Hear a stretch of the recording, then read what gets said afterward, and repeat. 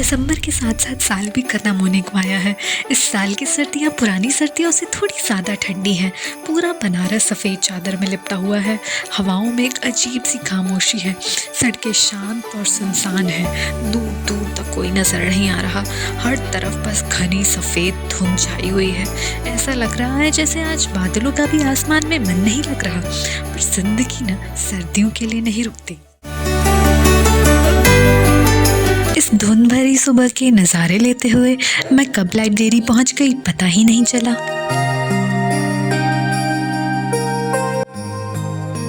साल खत्म होते ही सारे एग्ज़ाम एक के बाद एक अपनी कतार में लग जाते हैं और ये साल भी कुछ अलग नहीं था। एक एग्ज़ाम तो जनवरी में ही है। मैंने ऑलमोस्ट पूरा कोर्स पढ़ लिया है और फ़िलहाल रिविज़न कर रही हूँ। आज मैं लाइब्रेरी से जल्दी निकल गई थी क्योंकि मुझे अपनी फ्रेंड के यहाँ जाना था। वहाँ पे जाने के बाद एक आंटी ने हमें बताया कि पास के ट्रेड सेंटर में मेला लगा है। फिर क्या, हम पहुँच गए trade centre. Banaras, a city where traditions doesn't fade, it trades. ये सेंटर बस एक बिल्डिंग नहीं है, it's a bridge between artisans and the world. National trade fair से लेके इंटरनेशनल एग्जीबिशंस तक ये सेंटर लोकल वीवर्स और स्मॉल बिजनेसेस को बायर से डायरेक्टली कनेक्ट करता है। यहाँ बनारस की हैंडलूम्स, हैंडीक्राफ्ट्स, मेटल वर्क्स और वुडन आर्ट को ग्लोबल प्लेटफॉर्म मिलता है। It's a place where culture blends with commerce and traditions meets technology.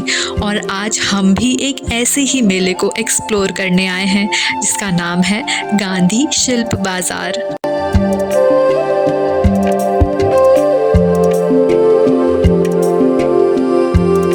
इस मेले में बिक रहा हर सामान इंडियन आर्ट और क्रिएटिविटी को दर्शाता है।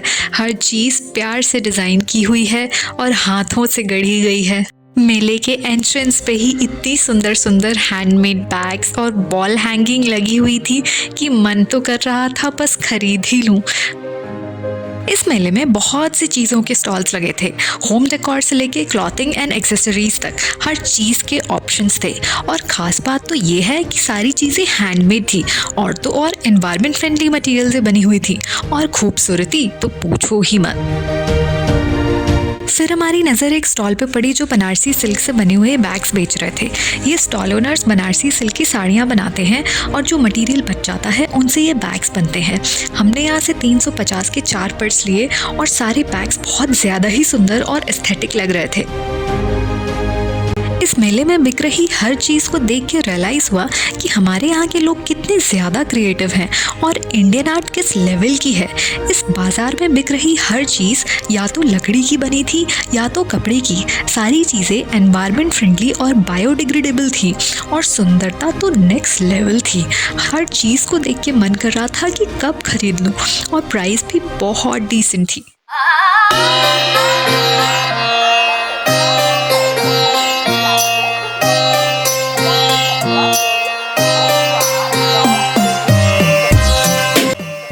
यहाँ पे बिक रही कुछ चीज़ों को देख के हमें अपने गांव की याद आ गई क्योंकि ऐसी चीज़ें हमने अपनी दादी नानी को बनाते हुए देखा है। पर शायद तब हमें इनकी कीमत और सुंदरता की समझ नहीं थी।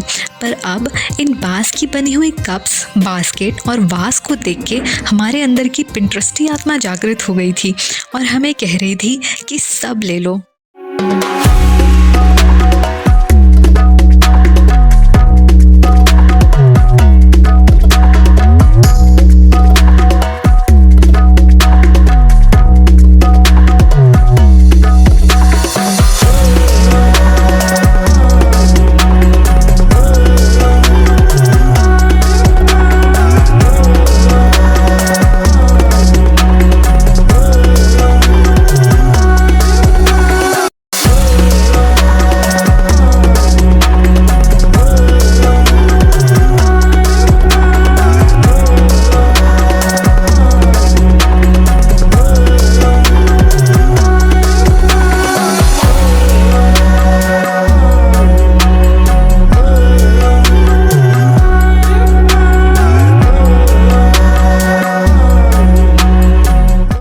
हमारी नज़र इन लाख से बनी हुई चूड़ियों पर पड़ी। ये चूड़ियाँ झारखंड से बन के आई थीं, पर हमारे यहाँ लाख की चूड़ियों से रिलेटेड बहुत से मिथ्स हैं। सब कहते हैं कि लाख की चूड़ियाँ पहनना शुभ नहीं होता। अब इस बात में कितनी सच्चाई है ये तो मुझे नहीं पता, पर ये चूड़ियाँ सच में बहुत सुंदर थीं।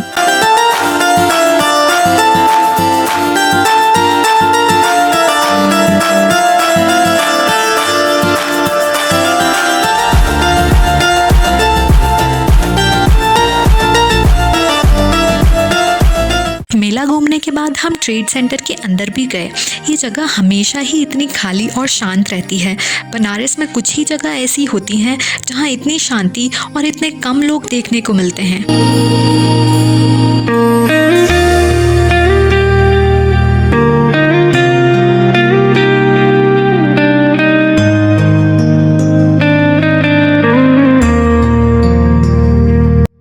यहाँ की गैलरी ट्रेन के डब्बों जैसी लग रही थी और सीलिंग पे इस तरह के ट्रांसपेरेंट मार्बल लगे हुए थे जिनसे हल्की हल्की रोशनी अंदर आ रही थी।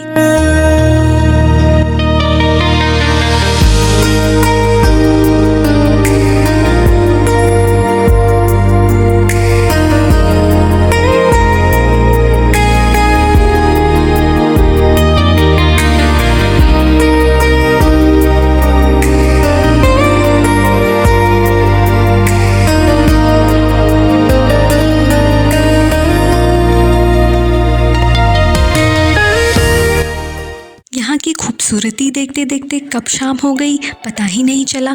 हम यहाँ से बाहर निकल ही रहे थे कि हमारी नज़र एक बैनर पे पड़ी। उसे पढ़ के हमें पता चला कि यहाँ पर एक नया पार्लर खुला है। फिर क्या, हम पहुँच गए अपनी तहकीकात करने।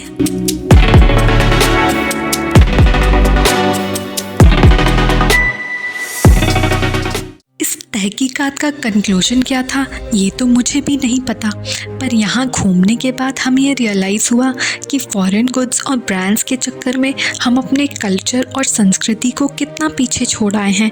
कभी ये चीज़ें मार्केट को डोमिनेट किया करती थी, पर अब ये या तो म्यूज़ियम में दिखती हैं या गवर्नमेंट को इन्हें प्रमोट करने के लिए ऐसे खास मेले ऑर्गेनाइज़ करने पड़ते हैं। आज इस मेले से निकलते हुए हम सिर्फ सामान नहीं, एक एहसास लेकर लौट रहे हैं।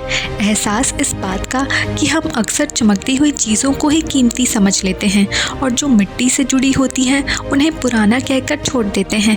फॉरेन ब्रांड्स बुरे नहीं होते, उनकी क्वालिटी, उनका स्टाइल सब अपनी जगह सही है, पर जो चीज़ किसी कारीगर के हाथों की लकीरों से निकली हो, जिसमें उसकी मेहनत, उसकी पहचान और उसकी कहानी बसी हो, उसका कोई मुकाबला नहीं होता। आज हमें यह रियलाइज़ हुआ कि लोकल गुड्स सिर्फ प्रोडक्ट्स नहीं हैं, वो विरासत हैं, संस्कृति हैं, उन हाथों की आवाज़ हैं जो शोर नहीं मचाते पर फिर भी बहुत कुछ कह जाते हैं। शायद इसलिए फॉरेन चीज़ें गोल्ड हो सकती हैं पर हमारी लोकल आर्ट डायमंड है। बस फ़र्क इतना है कि डायमंड ज़मीन के नीचे होता है और उसे पहचानने के लिए नज़र नहीं, नज़रिया चाहिए।